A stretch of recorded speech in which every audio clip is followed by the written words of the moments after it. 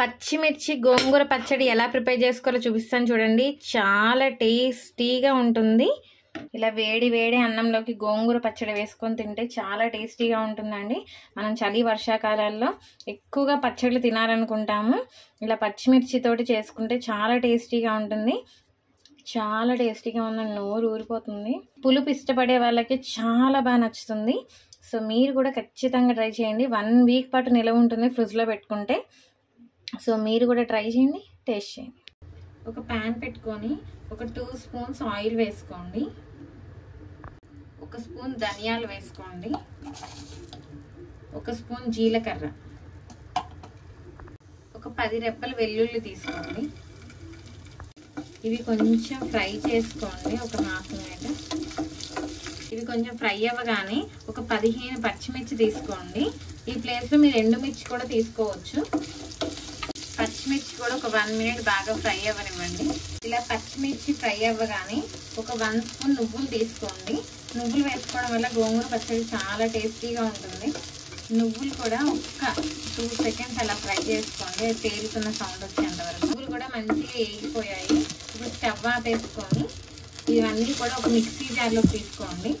అదే ప్యాన్లో ఒక 1 స్పూన్ ఆయిల్ ఇలా ఉంటుంది కదా, ఆ ఆయిల్లోనే మనం గోంగూరని వాష్ చేసుకొని ఒక 3 కట్టలు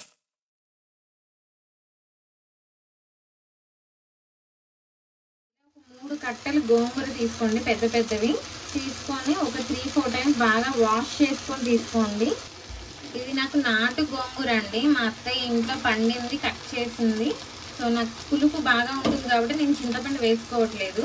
మీరు బయట కొన్న గోంగూర అయితే కనుక ఒక చిన్న సైజ్, ఇంత సైజ్ చింతపండు కూడా వేసుకుంటే పులుపు బాగుంటుంది. ఇలాగే మూత పెట్టుకొని మొత్తం స్లోలో పెట్టుకొని 5 మినిట్స్ కుక్ చేసుకోండి. దగ్గర పడుతుంది బాగా. ఇదిగోండి గోంగూర మొత్తం దగ్గర పడిపోయింది. 5 మినిట్స్ కుక్ చేసుకొని అలా కలుపుకుంటూ ఉండాలి. ఇదిగోండి ఇలా ఒక 5 నిమిషాలు కుక్ చేసి కలుపుతూ ఉండాలి మూత తీసుకుంటూ.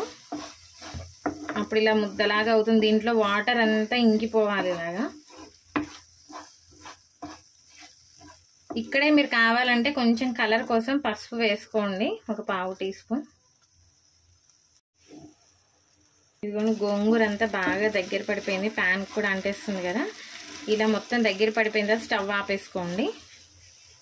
ఒక్క 5 మినిట్స్ చల్లారనివ్వండి. ఈలోపు మనం మిక్సీలో వేసుకున్న పచ్చిమిర్చి వెల్లుల్లిని గ్రైండ్ చేసుకోండి.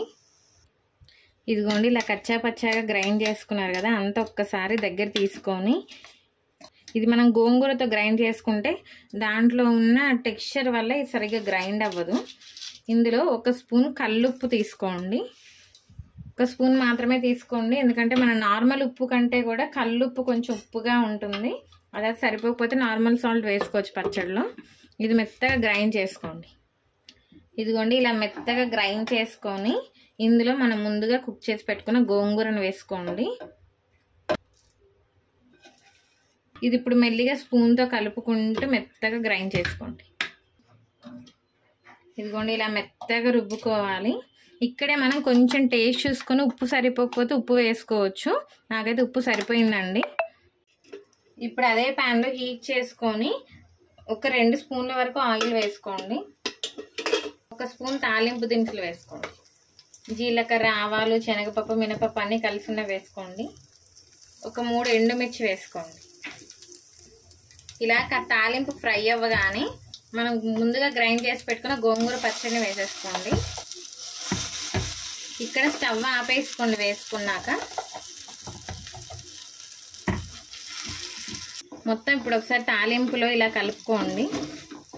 ఇదిగోండి గోంగూర పచ్చడి రెడీ అయిపోయింది. మనం పసుపు గోంగూరలో వేయకపోయినా ఇక్కడైనా తాలింపులో వేసుకోవచ్చు కొంచెం కలర్ కోసం.